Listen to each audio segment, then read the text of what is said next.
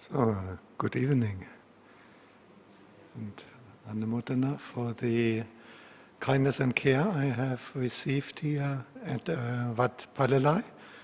A team of 3 Upatalks, 2 drivers, and so many others who practice great generosity and hospitality. Patti Santara in welcoming me here, including the monks, Paul James picking me up from the airport. And I'd like to suggest we do 20 minutes meditation before we start the talk. Is that okay with everyone? Yeah? It's a nice thing to settle our minds. And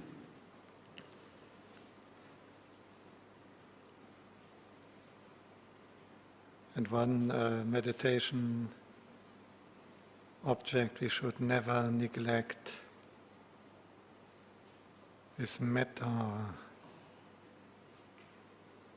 loving kindness. The intention of unconditional goodwill to all beings, the friendliness, wishing well to absolutely everyone without distinction, without any conditions.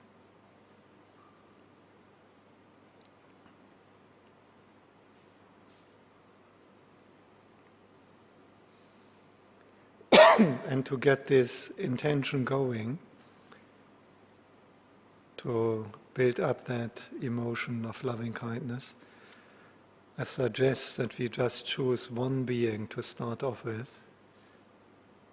It should be a being that actually is alive and really exists, not just some fantasy. It can even be an animal. If you're not into human beings, you find them too obnoxious.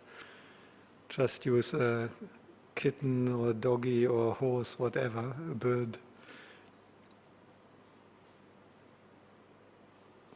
Whoever is the most easy, where we feel very positively disposed to anyhow.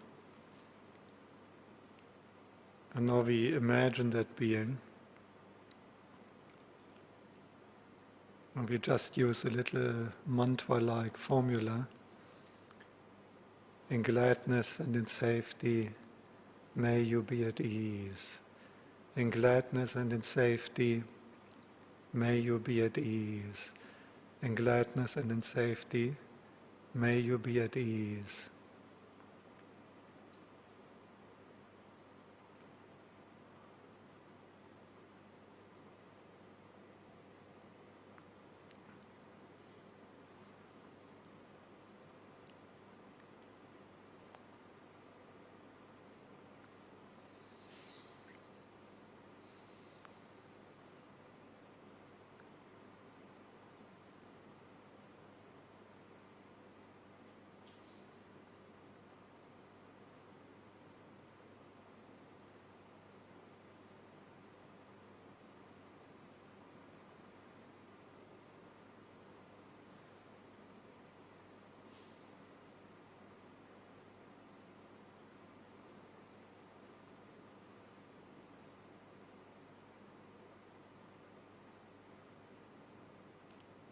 A very simple job. We just have to repeat that like a mantra, directing unconditional goodwill to this one being we have chosen.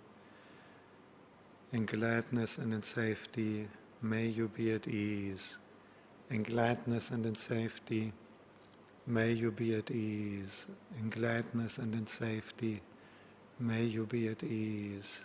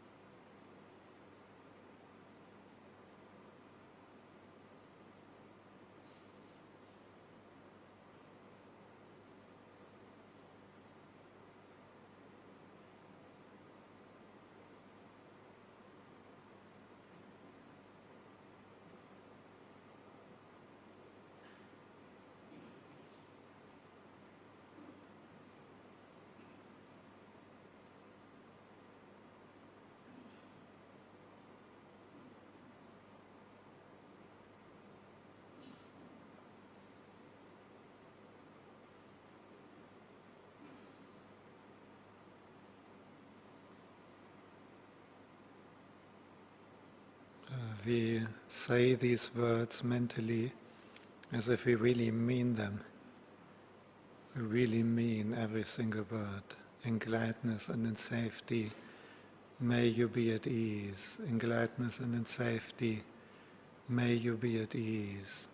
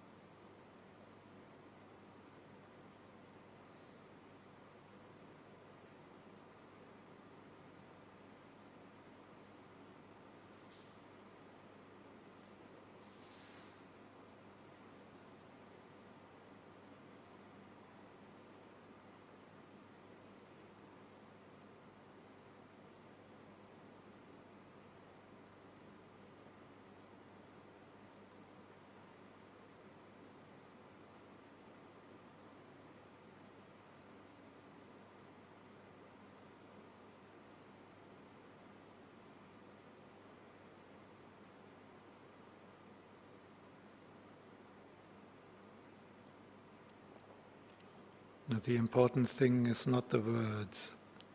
That the mantra is only meant to bring up that intention and that emotion, that feeling of metta. And metta is an emotion, a feeling. Now, can we feel how pleasant and uplifting unconditional goodwill, even just to one being, feels?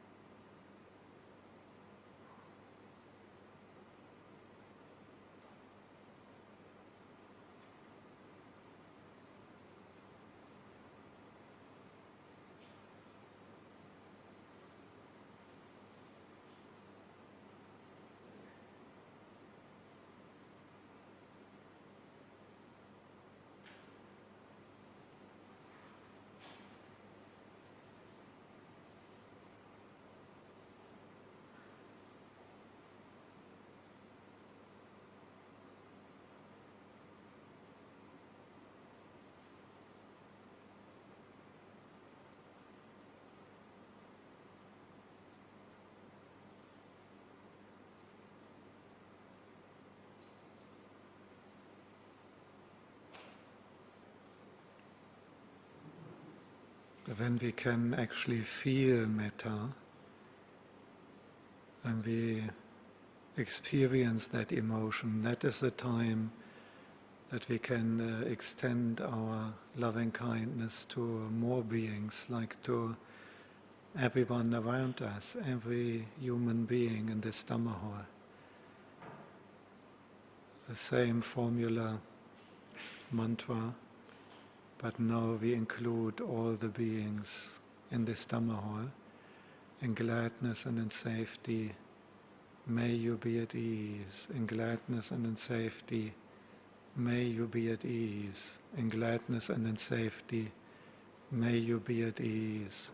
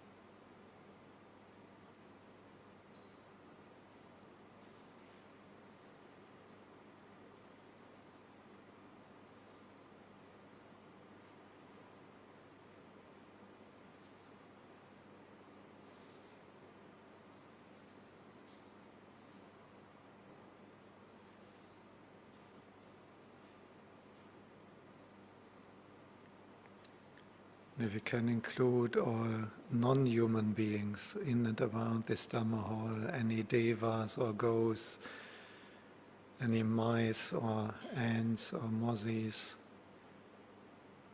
and the people around us here, the neighbors, in gladness and in safety, may you be at ease. In gladness and in safety, may you be at ease.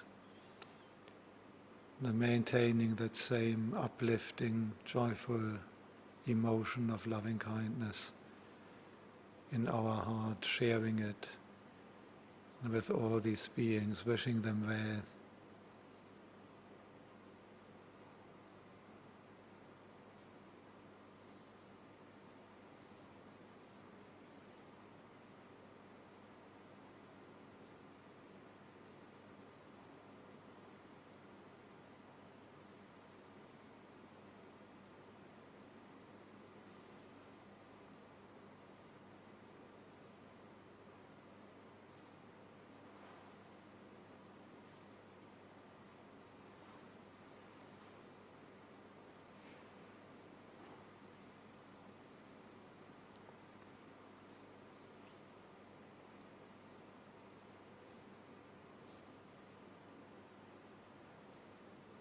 If we can maintain the feeling, the emotion, directing to everyone in this Dhamma hall and around, we can now make our metta truly boundless, extending in all directions. Everyone in Singapore, Asia, the whole world, all around, all human beings, all animals, all invisible beings, all devas, brahmas, petas, in gladness and in safety, may all beings be at ease. In gladness and in safety, may all beings be at ease. In gladness and in safety, may all beings be at ease.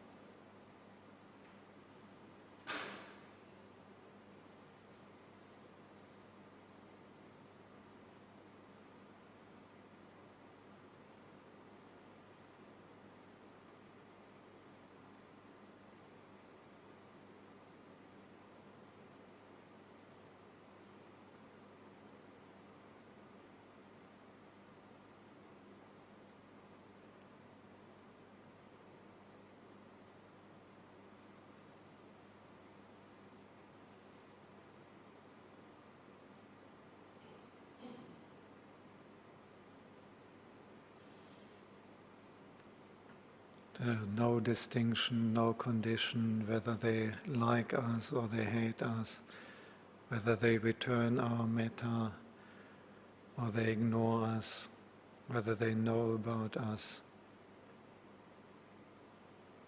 or not, whether Buddhist or Muslim, Christian or atheist,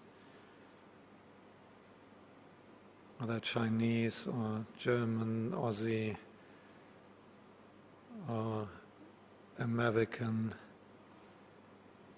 whatever national, ethnic background, whatever language, whatever religion, saints and sinners, enlightened and deluded,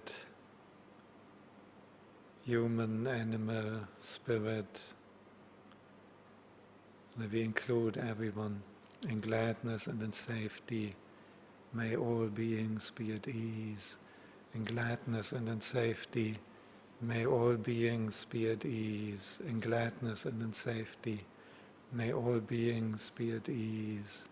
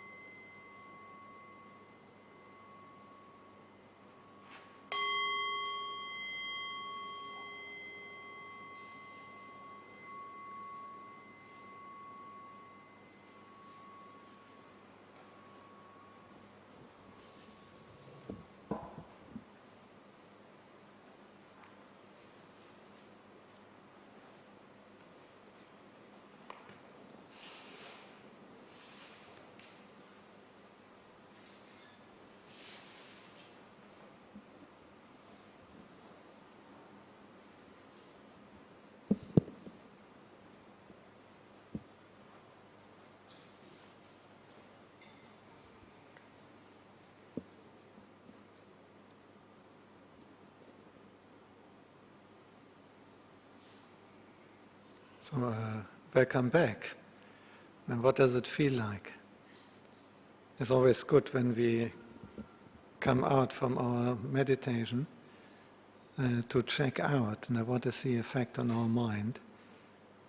and perhaps you didn't have full samadhi blissing out in the jhana, Mettā jhana. Maybe the mind was quite unruly, distracted. However, if we compare our current mind state with the one before we started meditating, is there some progress? Is there some calm? Is there some uplifting, joyful feeling, some contentment?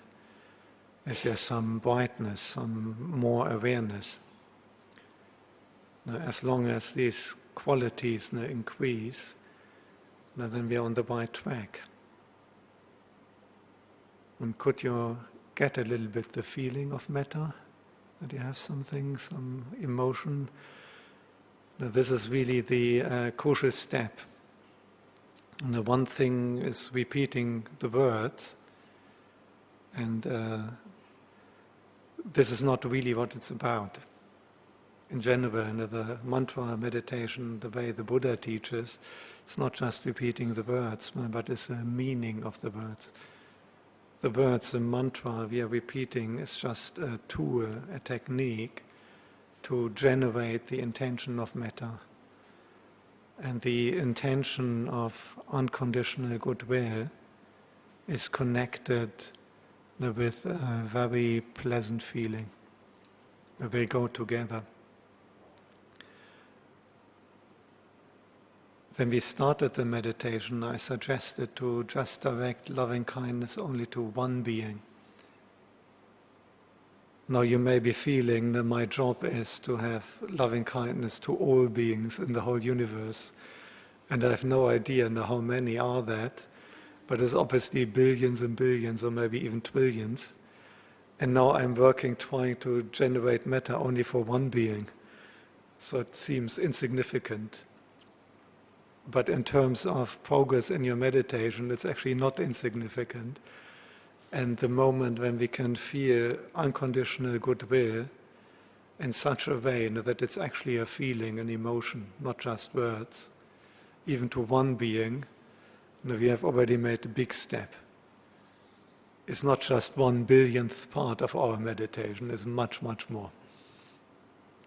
So I would encourage everyone to try to work quite a bit of that in your metta meditation with an easy object. You may find that the traditional way of teaching metta, as given like in the commentaries, is to start with oneself. Have you encountered that in the metta meditation? So first you wish, may I be happy, may I be well. And of course, if someone has got considerable amounts of power, means they're at ease with themselves, that's the easiest way to start. However, what so many Buddhist teachers have noticed in our modern society, and that seems to be by now the same in Asian societies as well as Western, many people have big issues with themselves. Their feelings of guilt, of insufficiency, of inferiority, complex, of being not good enough, whatever. And it's actually not the easiest to do it to themselves. And it defeats the whole idea if you start with yourself, but then immediately you get doubts and I'm not really a good person and how can I have metta, then the whole thing doesn't really take off. So if it works for you, by all means, go for yourself first.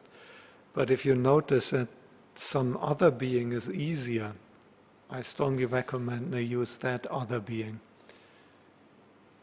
Doesn't matter to follow a particular scheme. What is important in your meditation, do whatever works.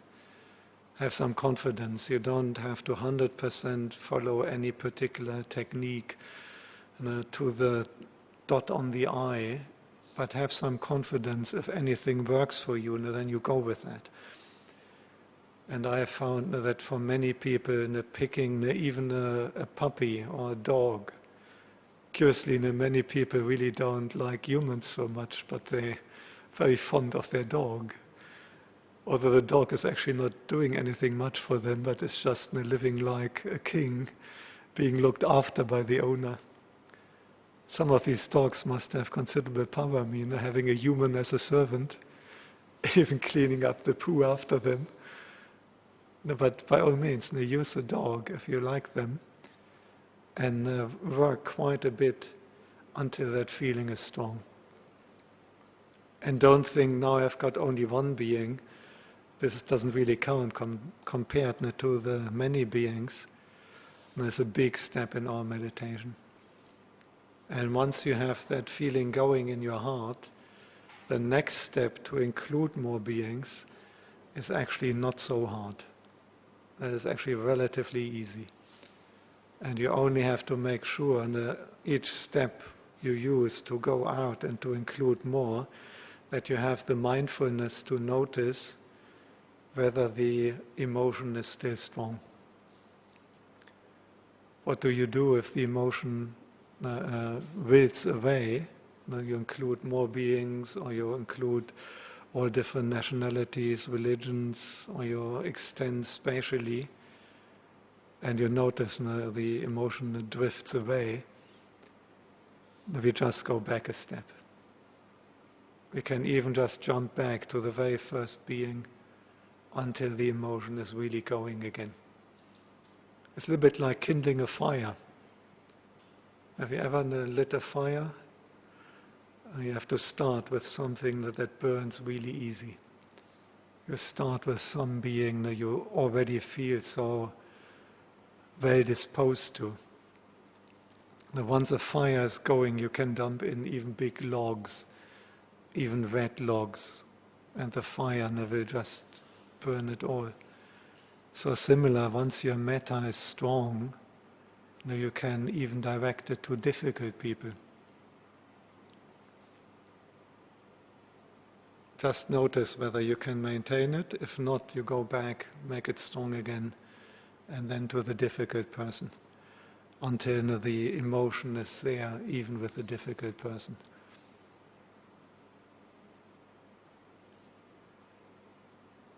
Another really important one, even if you don't start with yourself, we always have to include ourselves. Today we only had 20 minutes guided meditation. I didn't want to overstrain people. I've just been walking in here.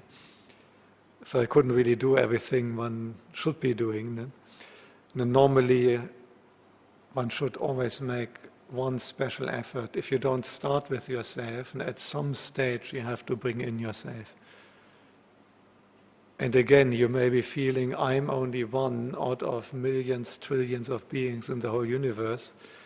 So I only have to do the 1/1,000,000th part of my metta to myself and the rest to all the other beings. This is thinking too mathematically. It's not quite so mathematically.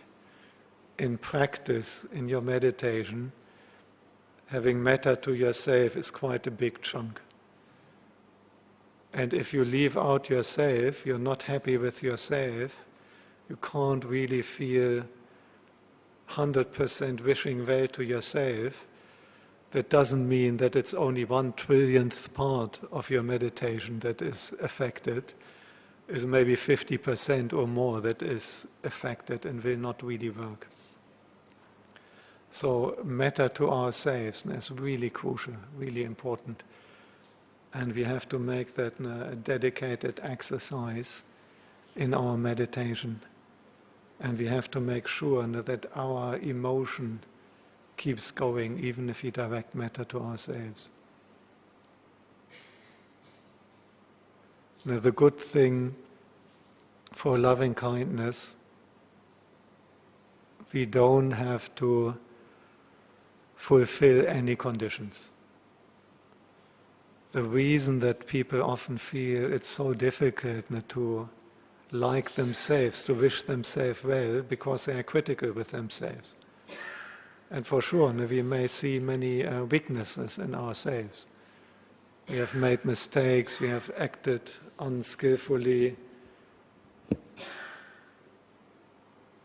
we have character traits which are dominated by defilements.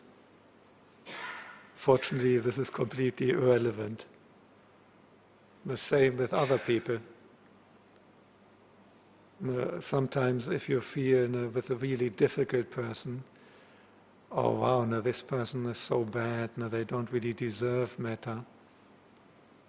It doesn't matter. We deserve to give metta. And they don't have to fulfill any conditions anyhow. The metta is unconditional. That is a difference you may notice in the love of a parent. Your parents probably, for most people, probably have quite a bit of love and affection for you. But you may notice that comes with a lot of strings attached. Because your parents now also have some expectation. They love you, but if you fail the exam, or if you quit your job and become a monk or nun, or some other thing they don't quite like, they may be disappointed. And you have this feeling that what you are doing that determines the happiness of another person who loves you. This is not the deal in real metta.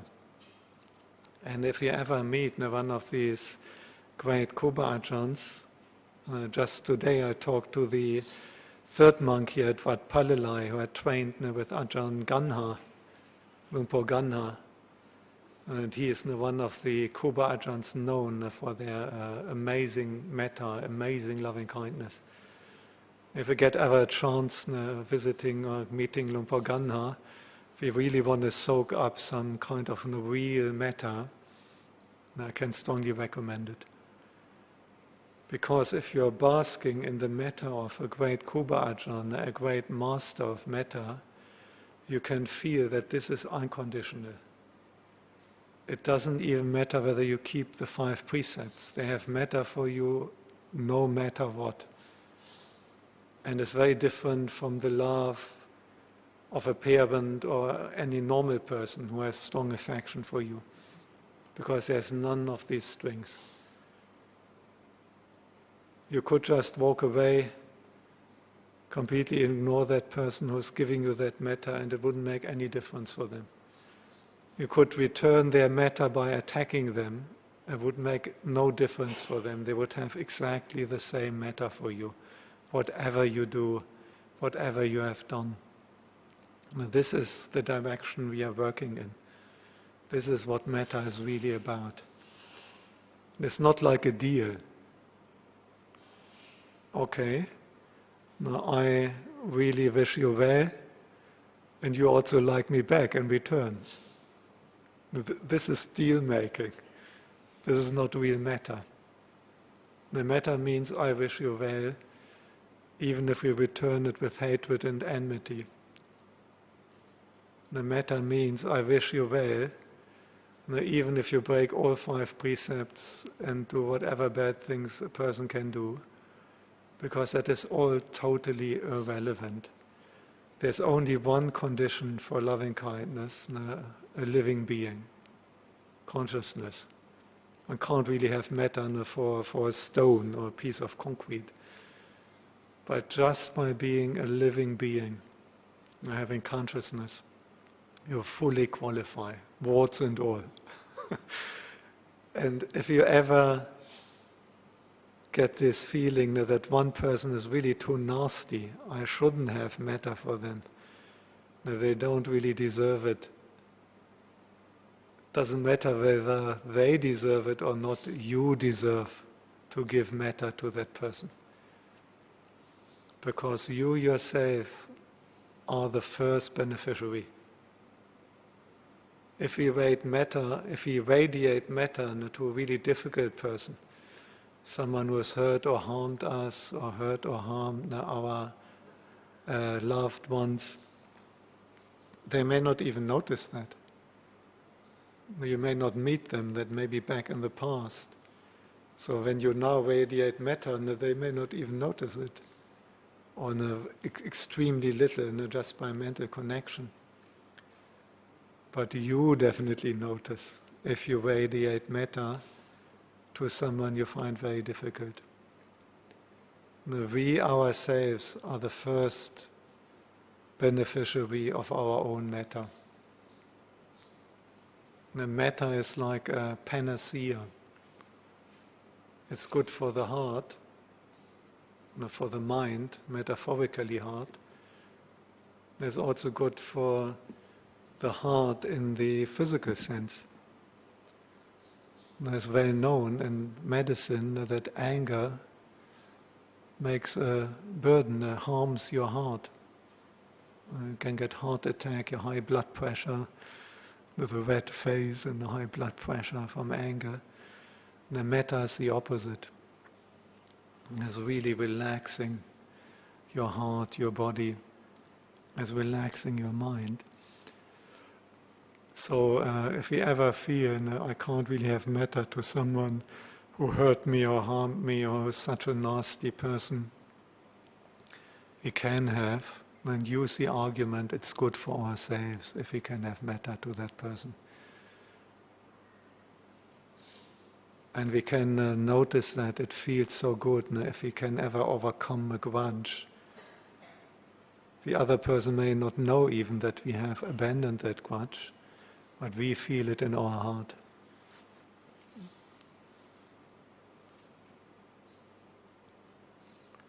So metta has numerous benefits straight away for us ourselves.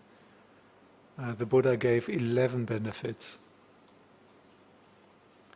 Sukhang supati, sukhang patibujjati, nahi papakang subinantang pasati.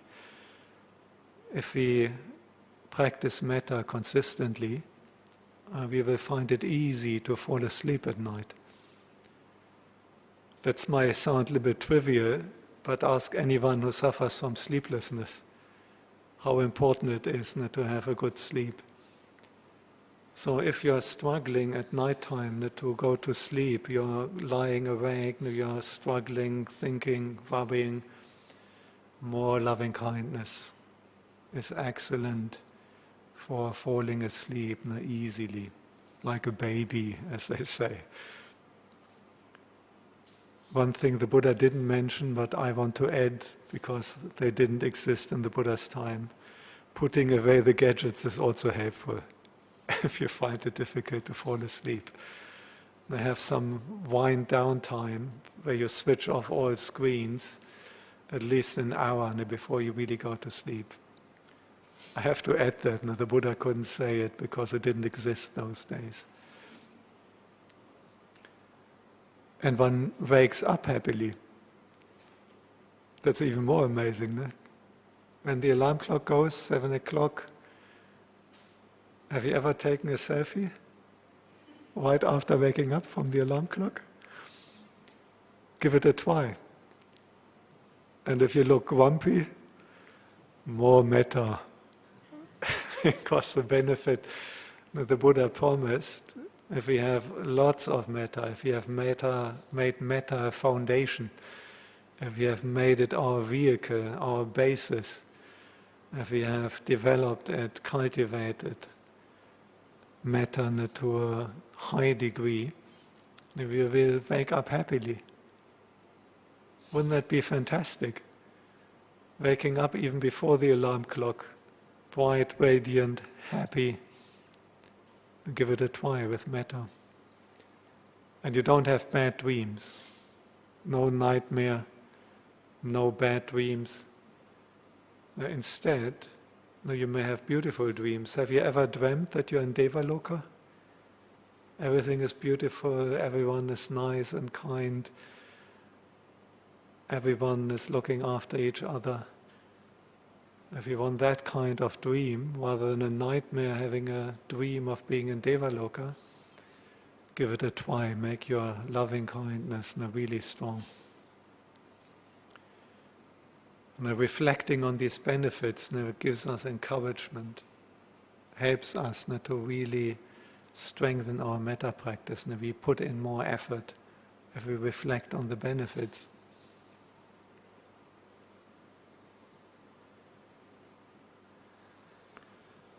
Manusanang piyo hoti. People like you. Others like you. Again, that may sound a little bit trivial, but if you investigate more closely, it's so important for almost all human beings psychologically to be appreciated and to be liked. And many people put the majority of their efforts into a desperate attempt to be popular, to be liked. You can see that now in social media, people desperately struggling for likes.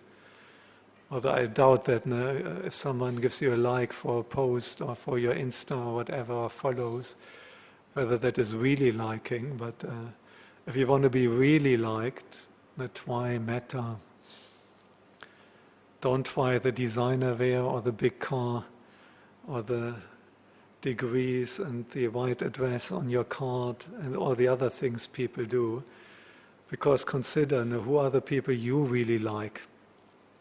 Is it the one with the high status and the big car and the designer brands? Does it really lead to liking that person? Or is it not more powerful if someone has really strong, unconditional loving kindness? That is one way you can even try it out. While you practice, you may notice suddenly animals like you. Humans often are a little bit more thick-skinned. To get through to a human, you often have to have a bit more loving kindness. Animals have sharp instincts usually. And when you practice loving kindness, suddenly you may be the one the cat goes to and starts purring and wants to sit on your lap. I can really recommend trying that. It's quite amazing how you sometimes get these little successes and your loving kindness is going strong, that you have responses like that.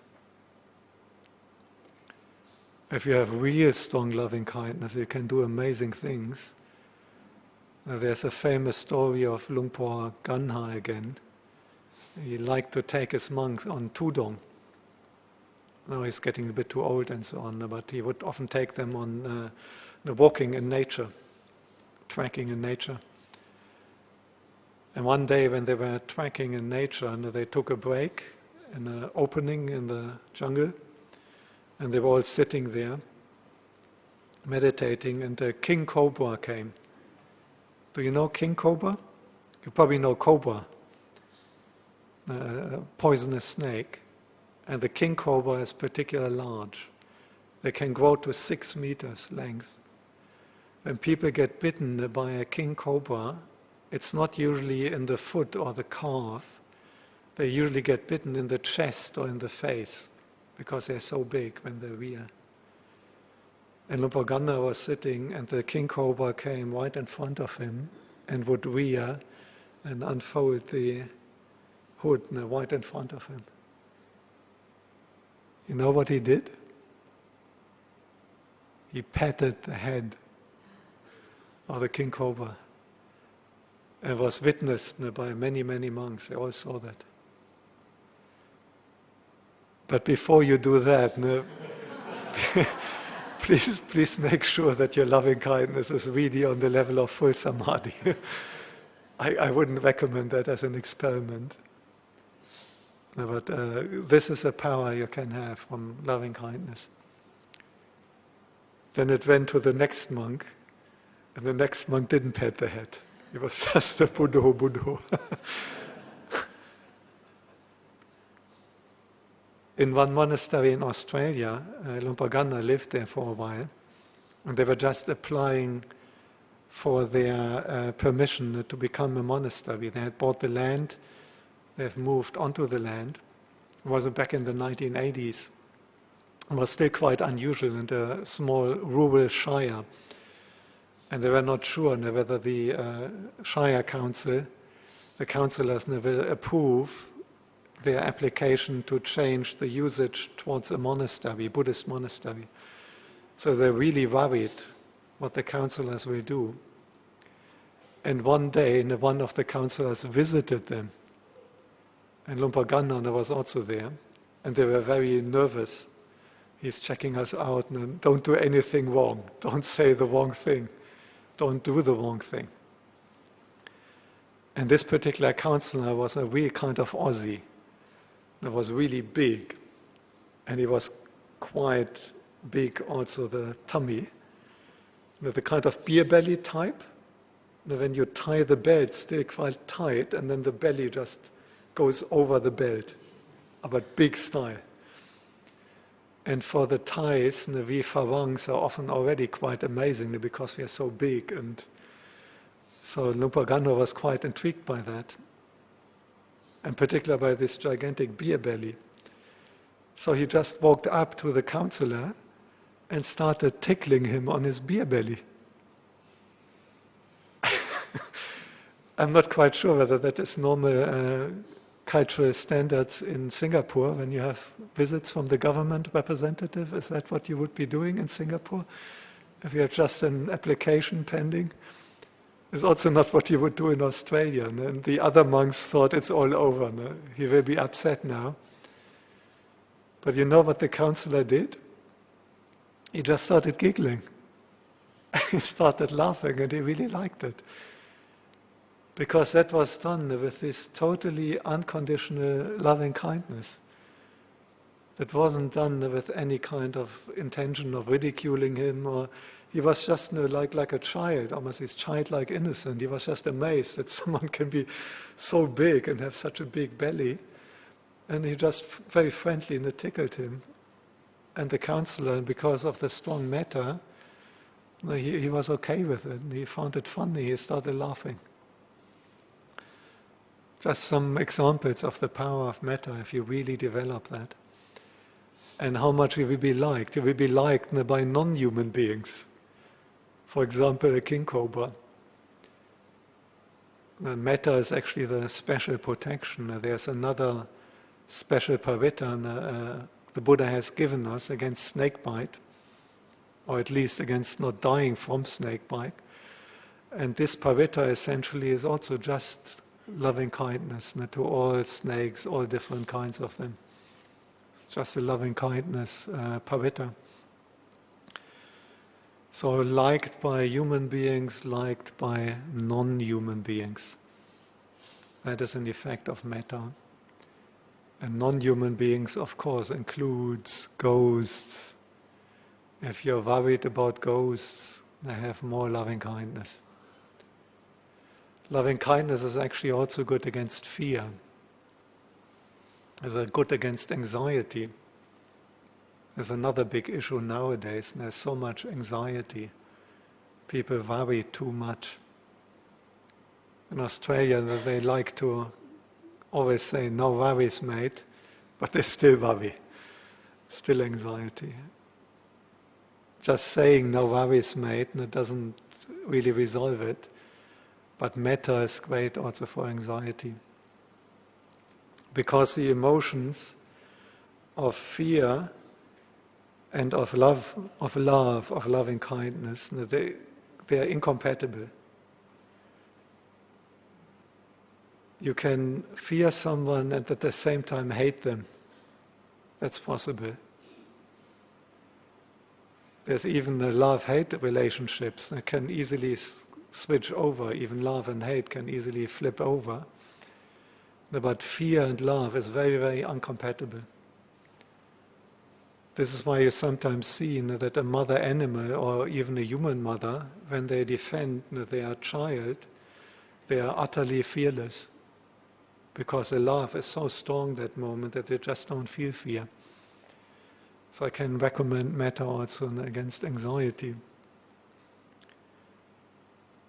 Devata Rakanti. Would you be like to be protected by angels, by the devas? So have loving kindness, and the devas will like you. Particularly in combination with virtue, keeping precepts. But if we really have loving kindness, we would be keeping the precepts anyhow. Because if we wish well to all beings, if we wish unconditionally well to ourselves, how could we not keep the precepts? Killing, stealing, sensual misconduct like adultery, lying, and taking alcohol and intoxicants is obviously harming others, is harming ourselves. is harming both. Whenever we harm others, it's actually harming ourselves in any case, because of karma. And so if you truly have loving kindness, you will keep the precepts. But even someone who is keeping the precepts already, they may want to deepen their loving kindness, and the devas will really be right around you.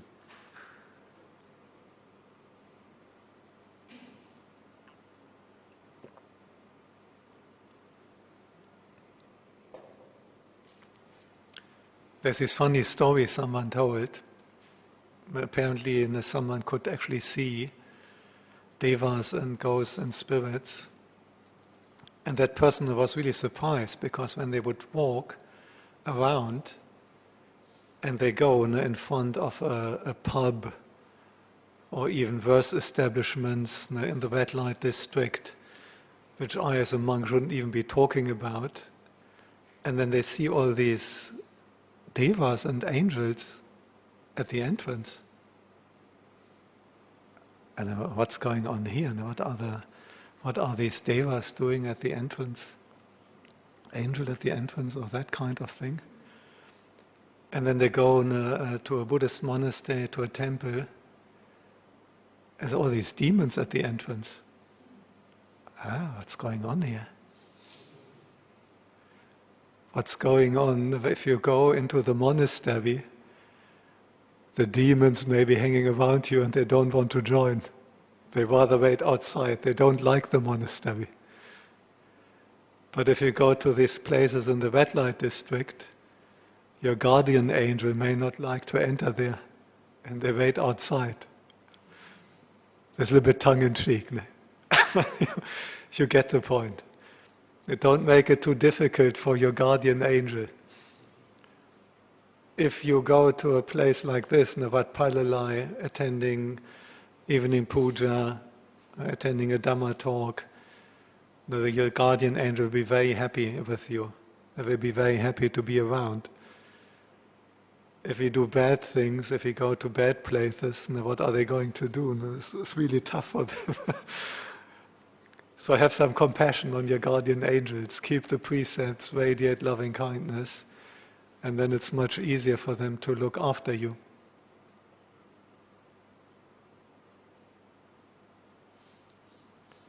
In a very high degree of loving kindness, you're even protected from fire, poison, weapons. And amazing things have happened there. But again, please don't cancel your insurance only because you're doing loving kindness now. It's still helpful to have your insurance, but additionally, loving kindness, depending on the strength, may give us protection even in kind of natural disasters and in other misfortunes. Mukhavano vipasidati. Our complexion brightens, we become more beautiful. You don't have to push the enhance my appearance on Zoom to maximum anymore. You're radiating anyhow. You don't need the filter on Insta. You're bright and radiant. And you wouldn't mind anyhow so much what you look like on a selfie, on a video, because you're making your heart beautiful. But it also expresses itself in external appearance. So the best beauty parlor, the best makeup, the best beautification, both for the body and even more so for the mind, loving kindness. Puvatang chitang samadhyati. The mind unifies in samadhi quickly, easily. Is that your normal experience when you meditate? That your mind very quickly, before you know, you drop into deep bliss and samadhi? Of course, this is tongue-in-cheek, the question. I imagine that most people are struggling quite a bit, dealing with an unruly mind, and samadhi is not quick and easy. So more metta, Even if your main meditation object is, say, Anapanasati or Buddhanussati, body contemplation, the rise and fall of the abdomen, whatever it is, if we additionally, as a supplementary meditation object, cultivate loving-kindness, you will often notice that your samadhi in general gets much better. The mind can settle down easily because your heart is already bright and radiant. Na asammulo kalang karoti, you will die unconfused because your heart is bright and radiant even at the time of death. And then even if you don't develop deep insight to realize Nibbana, just with only metta, strongly established, and you go to Brahmaloka, you have a very, very high rebirth in the non-sensual Deva realms of Brahmaloka. Unless you additionally develop insight, you use metta as a basis, as a samadhi basis, and you develop insight, then you can also attain the noble states of awakening. So many benefits of metta, lots of encouragement for us to do metta in formal meditation, but to also do metta in daily life. That's another great thing about metta. For example, I like anapanasati quite a bit, the mindfulness of the in and out breath.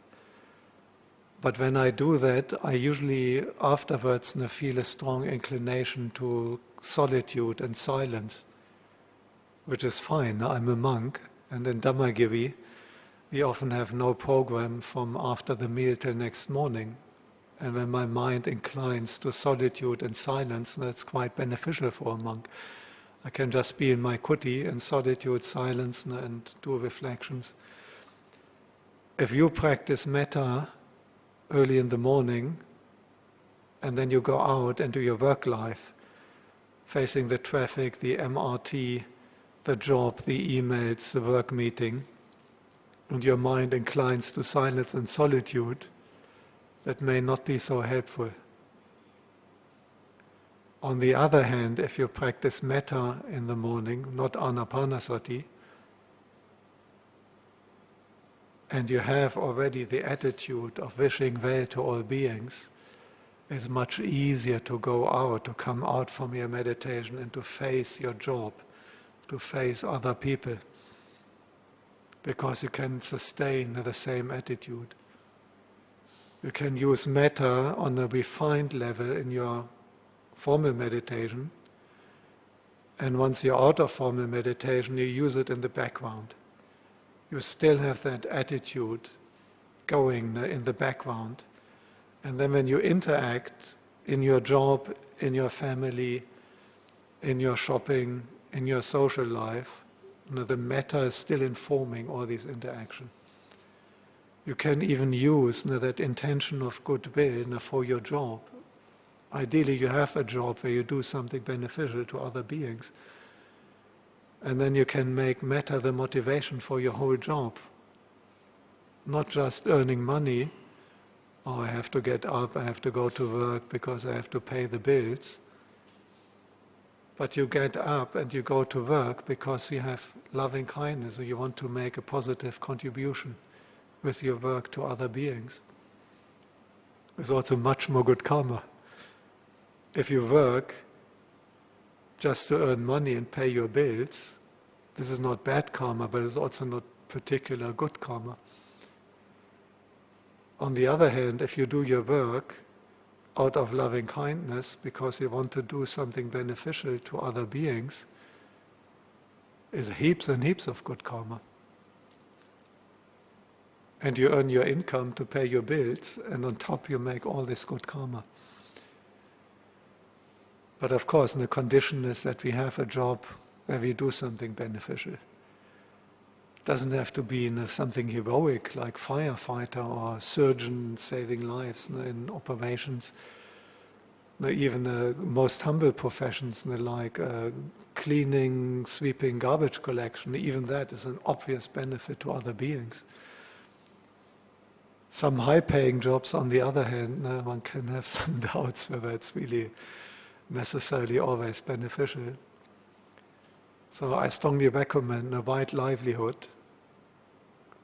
The fifth factor in the Noble Eightfold Path, and choose a job where you really do something, even if it's minor, but of benefit to others. And then you can use metta as a motivation for your profession. So I think metta is a great one to maintain continuously, because that's the whole point of meditation, of cultivation, of bhavana, of development, to do it throughout life. In fact, to make your life and your meditation the one thing. We shouldn't separate, this is my meditation, this is my life. This can happen on retreat. You go on a retreat, 1 day or 10-day retreat, and you leave your whole normal life behind. You don't have your job, you may not have your spouse, or at least you're not interacting, you don't take the kids, you don't do the normal social activities. So you put your whole life aside and you go on retreat, then your mind may be quite bright and radiant, and then the retreat comes to an end and your life comes back to you and all collapses. Have you ever experienced that? So it's good to go on retreat, to deepen one's practice, but the majority of the time is obviously when you're not on retreat. How many 10-day retreats can you do in lay life? And if you can do 3 a year, I think that's a lot. Probably beyond what most people can manage. That would be 30 days, and the year has 365 days. So even with 3 10-day retreats a year, it's still less than 10% of your time. So it's so important that we integrate our cultivation into our life and our Dhamma practice, and it has to be one thing. And I think metta is particularly suitable for that. The Buddha himself said, for that particular meditation object, whether standing or walking, seated or lying down, all the time. Whereas for anapanasati, the Buddha says, gone into solitude, under the foot of a tree, sitting cross-legged.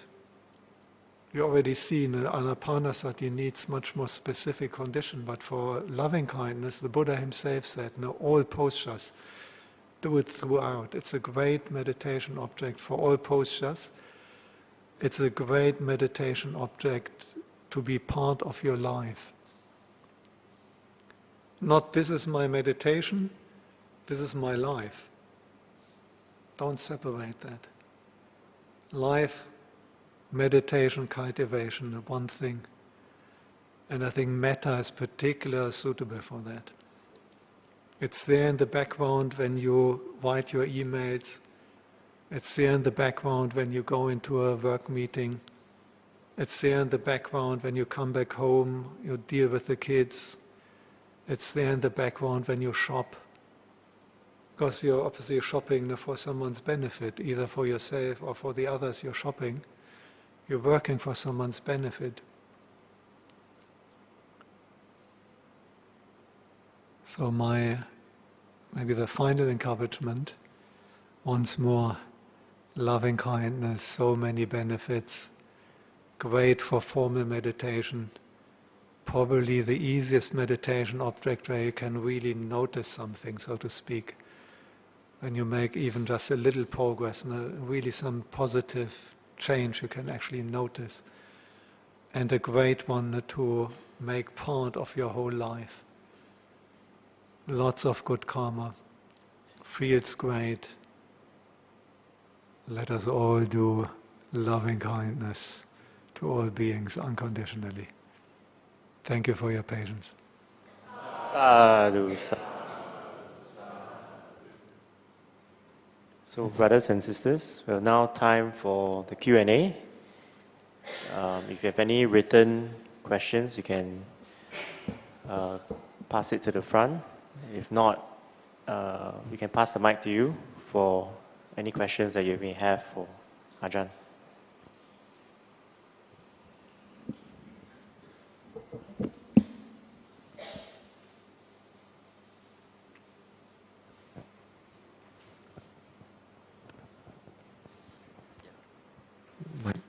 Mic test. Yeah, good please. evening, Ajahn. I'd like to ask one question regarding my own practice. Most of the time, I'm only practice Anapanasati. So, how do I integrate the Mettā Bhavana into the Anapanasati meditation? Yeah, this is A very good question, and I think you will benefit of doing metta at least as a supplementary meditation object. If you are happy with Anapanasati, and it's obviously an excellent meditation object, was a favorite of the Buddha himself, can be used for both samatha and vipassana, both samadhi and insight. But I still think that it is good to at least have metta as a supplementary meditation object. And one way of doing that, you could do a bit of metta before you go for your Anapanasati. Even just in a few minutes. Just as a little reminder, may I be happy and well, may all my friends and family be happy and well, may all beings be happy and well. And then going to the breath. Or the other way around. Once you come out of Anapanasati, and then you go for metta. You can do Anapanasati when walking meditation, but many people find that not so easy. So I'm not sure in your case. Usually we have to change posture at some stage. And for example, when I do Anapanasati and then I come out and start walking, I often change more towards a different insight meditation object. But you can also start walking and then go for metta. You do the metta once you change the posture, and maybe Anapanasati isn't so easy when walking anyhow, and then you can use metta. Or you can just do it before you really end your session, because when you do Anapanasati, it's going well, and your mind is usually also quite bright and happy. And then it's easy to imagine, okay, now my mind is so bright, happy, radiant, and you wish that all beings may experience that, what I have now experienced in my meditation, that the mind is bright, happy, the body is calm and relaxed. This is all effects from Anapanasati. And before you come out and interact, you're still while sitting, now you think that may all beings practice meditation, may they all have a calm and peaceful mind, so that you give it a twist towards metta before you actually come out, and then it may be easier to do your normal interaction. Are you able to sustain Anapanasati throughout your daily life and work? And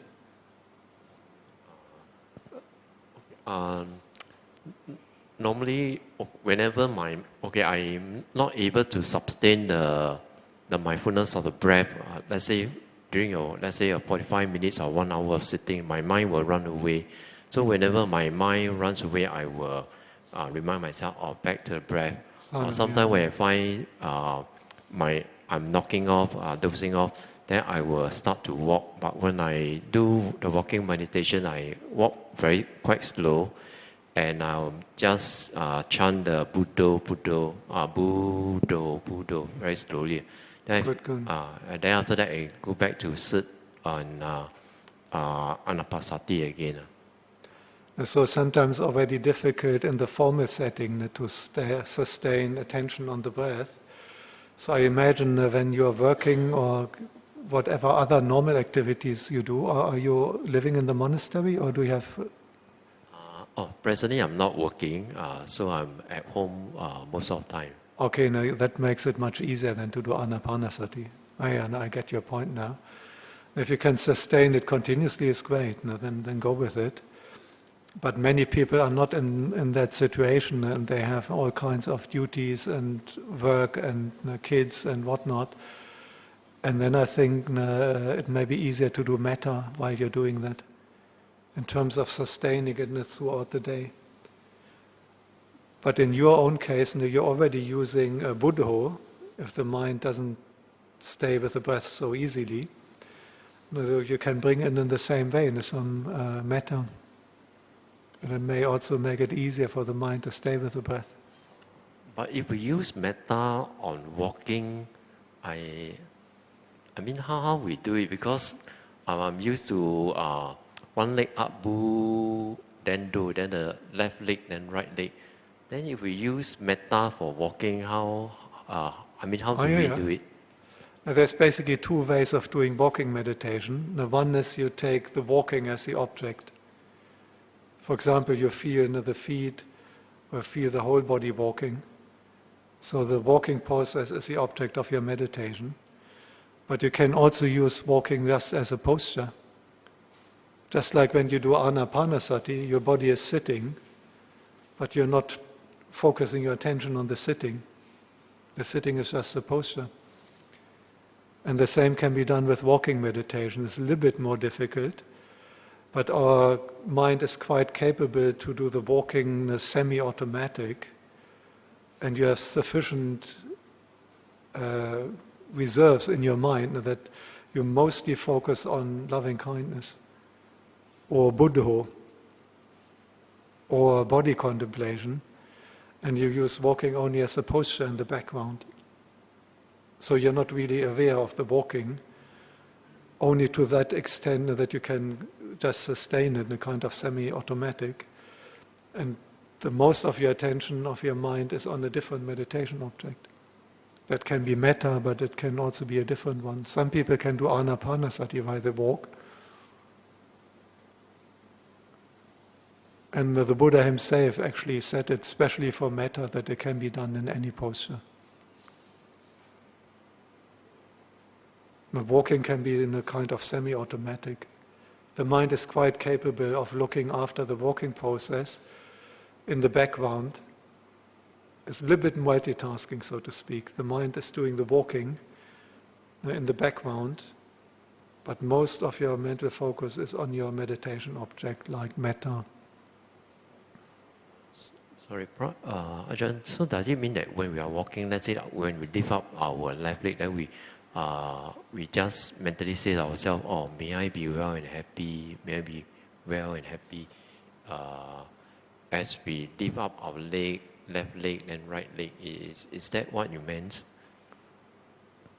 No, you could do that. No, you could have one word with every step or something like that, if it makes it easier for you. But the whole point is that the walking is only the posture. You don't bother about the walking. The mind does it just as a very simple. You wouldn't be able doing that walking through traffic. But if you have a kind of walking path thing where you just walk up and down, to and fro, and you get into the groove, it is really semi-automatic, and you have sufficient energy in your mind and focus that you can go for a different meditation object. It is a little bit more difficult than when sitting. That is fully acknowledged. But the advantage then is, as the Buddha said, that your samadhi also lasts longer. If you can stay with the meditation object while walking, it's also easier to sustain it later. You may notice sometimes when you do sitting meditation, the moment you get up, you may lose the calm. If you sustain the calm, the samadhi, so to speak, while walking, then you can do other things and it lasts longer. Which is again great for metta. If you can keep it going already while walking, then you may also be able to keep it going when you meet your mother-in-law, or the boss, or an employee if you are the boss. I was giving these examples now. The boss is a kind of bogeyman, where you should really work hard on our metta. And then after the talk, a boss came up to me and was pouring his heart out how tough it is to be a boss and how much he is suffering with the employees. Does it help? Or? I will try it out. Thank you, Ajahn. Yeah. But if you're happy with your walking meditation, you're happy with your anapanasati, I don't want to kind of disturb that in any way. It's a great meditation object.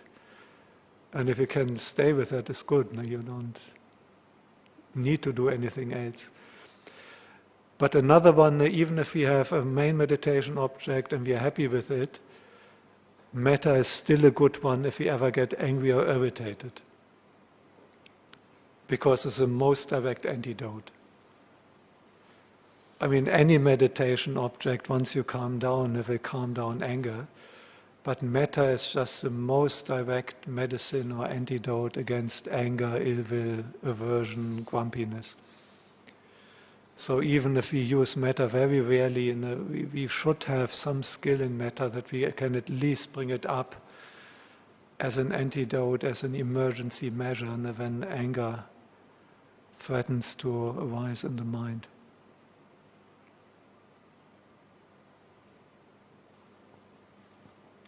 Anyone else?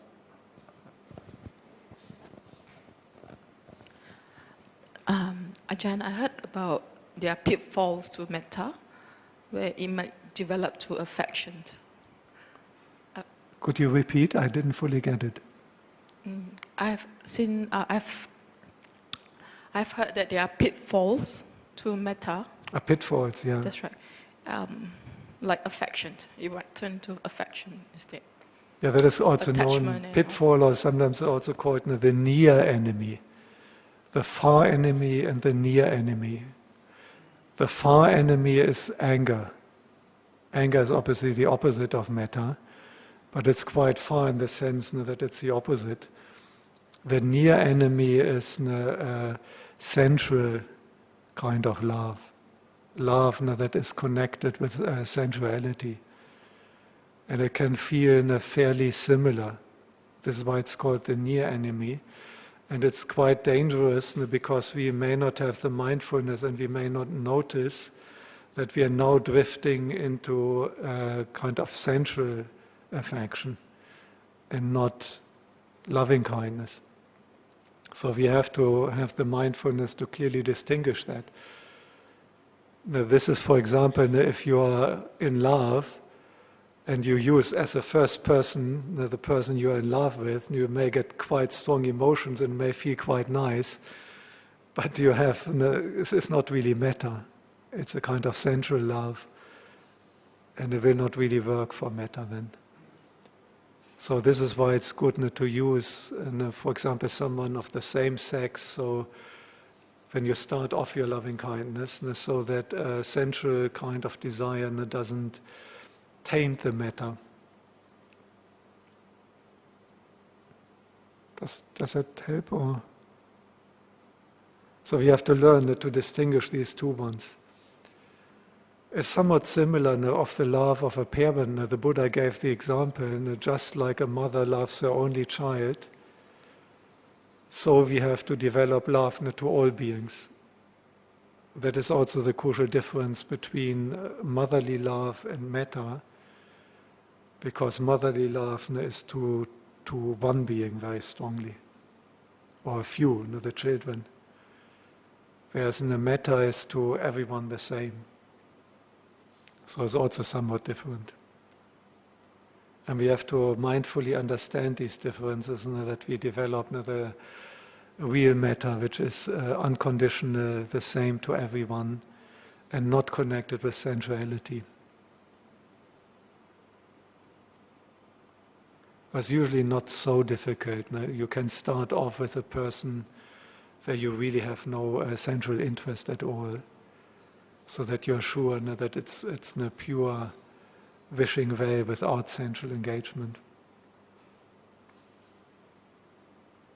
You don't look fully convinced. There's still some doubt in your mind? Or? Yeah? Anyone else? The sister over there.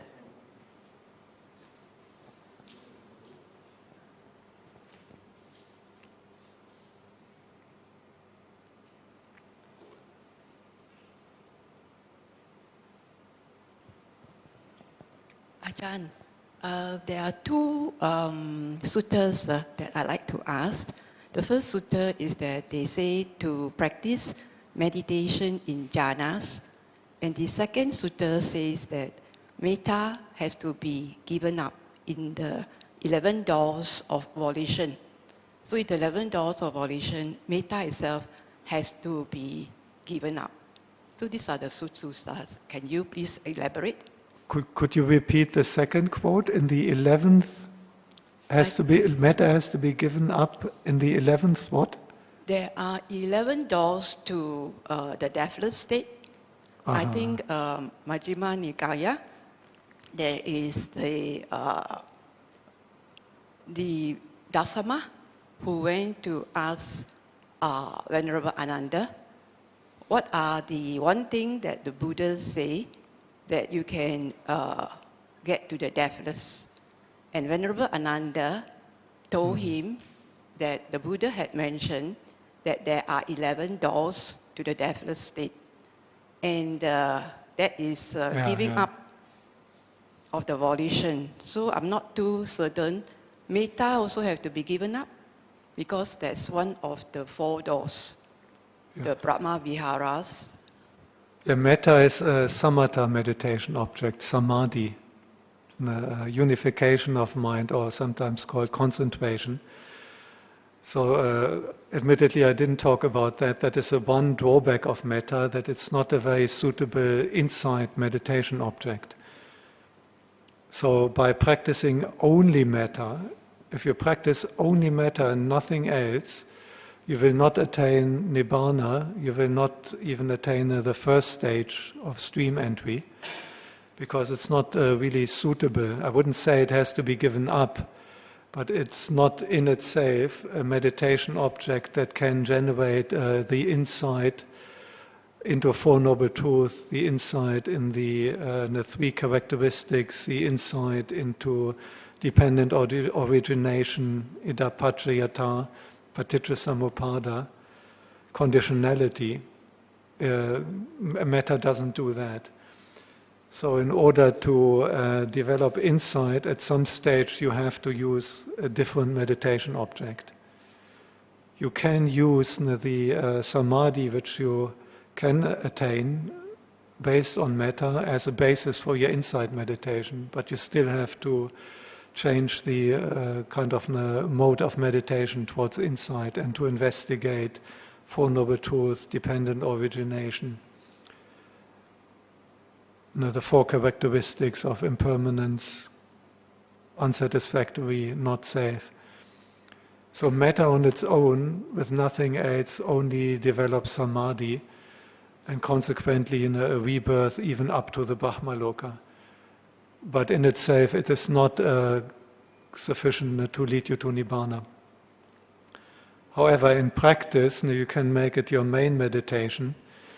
And if a person can develop Mettā to the extent that they can develop jhana, samadhi with Mettā, and additionally they have already confidence in the Buddha and know his teachings, and then use that as the samadhi basis for insight contemplation, they will make still very good progress. But thank you very much for your question. I hadn't mentioned that. So you're completely correct. I wouldn't say Mettā has to be given up, but Mettā in itself is not sufficient to generate insight. It's not a suitable vipassana meditation object to really realize Nibbana. So you can't really use Mettā as the only meditation object. Anapanasati, for example, mindfulness of the breath, that can be used for both samadhi and for insight. That would be a complete meditation object if you do it in the right way. You could do your whole practice with nothing else but anapanasati. Although for most people it will be helpful to use a couple of meditation objects. However, you could not possibly do it with only Mettā. So you should have insight practice additionally. And if you do Mettā as your main meditation, it will be good that you already train yourself from time to time with an insight meditation object. Yeah, thank you for that. Shall we have one last question? I saw a hand from over there.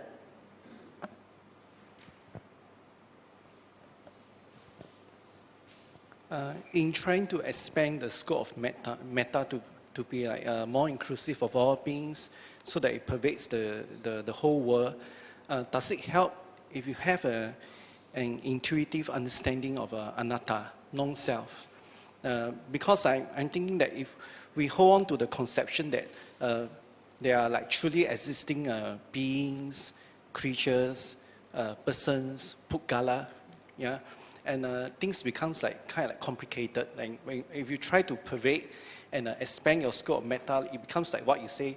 It's very tedious and mathematical, and sometimes you wonder what is included within what we call human beings. But if we kind of like understand that beings do not truly exist, they are like some kind of a superimposed identity on the five aggregates and so forth. We have that kind of understanding, whether from the study of the sutras or the Abhidhamma, then it kind of break down the boundaries, and you may be able to spread your Mettā, pervade it more easily. Does it work that way? Yeah, recently we had Lumpur Tongdang visiting Dhammagiri, and I was in the fortunate position of receiving quite a bit of his Mettā. At least that's how it felt to me. It was very palpable. I could kind of almost physically feel the strength of his Mettā. And discussing with him, it was very interesting. He actually did say there is a difference if someone has understood Anatta not intellectually. You can't really understand that intellectually anyhow.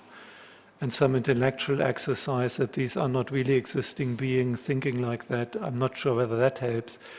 But if you realize Anatta, if you basically abandon defilements, if a person is an arahant, if they realize Nibbana, because to fully comprehend and understand non-self on an experiential level means that a person realizes Nibbana. If they have done that, then their Mettā will be more powerful. And Lumpur Tongdang called that Apamanya Vihara in distinction to Brahma Vihara. Limitless mental abode in distinction to Brahma mental abode. I'm not sure whether that would be the sutta terminology in the Pali, but he made that distinction. And from what he was saying, I understood that the Mettā of an arahant, someone without defilements and someone without delusion of I, me, mine and self, is a different level than the Mettā even of a person who hasn't realized the Dhamma and has got Mettā on the level of full samadhi. There's still a distinction. Yeah. In terms of a pure intellectual approach, if you intellectually reflect that beings are not really existing and so on, I'm not sure whether that makes much of a difference or whether it can even cause complications. Because for loving-kindness meditation, you obviously have to operate with the idea of beings. The meditation on non-self is an excellent insight meditation object, but I don't think it can be very well combined with loving-kindness as a meditation object. I would rather keep them separate. And if you try to develop loving-kindness, and then you start thinking, but do these beings really exist? Or how does it work that I wish well to all beings if they are all not safe? And that can rather cause confusion. I would rather recommend when you focus on loving kindness in your meditation, in a sense you work with the ultimately illusionary concept of a being. It's just necessary to get the loving kindness going. And when you contemplate not self, that would be a different meditation object. But according to was just recently, and Lumpur Tongdang, I can well remember that, he distinguished between the loving kindness of someone without defilements who has fully realized the Dhamma, and he considered it a different quality and a different level compared to someone who hasn't realized the Dhamma, but still has really strong loving kindness on the level of full jhana and samadhi. The one from the arahant would be still a different quality. Yeah. I asked that because I I'm from a Tibetan Buddhist background, and we do talk about like loving kindness or compassion like on 3 different levels, like mere loving kindness with of an ordinary person understanding things in that ordinary way, and there's one level where you understand momentary impermanence, and on top of that you have that loving kindness, and there's another one where you understand unelaborated emptiness, or maybe in the Theravada tradition we say Anatta, and having loving kindness on top of that. But I do agree with you, it's not something that you can contrive and kind of like put the two together. It has to come out naturally based on your realizations on vipassana. Yeah, no, I would agree with that statement, only with the proviso that it has to be experiential understanding. And if a person just does it purely intellectually, I'm not sure whether it makes much of a difference. If it is understanding on the level of vipassana, of genuine insight, I think it does make a big difference, for sure, yeah. That fully actuates, if a person has abandoned the delusion of self, it doesn't mean that they can't do loving kindness now. It means the opposite. It means their loving kindness will be fully actualized and can flow, as Oba Tongling said, in a different quality. It's the same with the karuna, with the compassion. So it's important that don't worry if you become enlightened that you can't have loving kindness anymore because you don't think that there are beings out there anymore. It's the opposite. You can have the highest possible level of loving kindness and compassion. Yeah, thanks for that.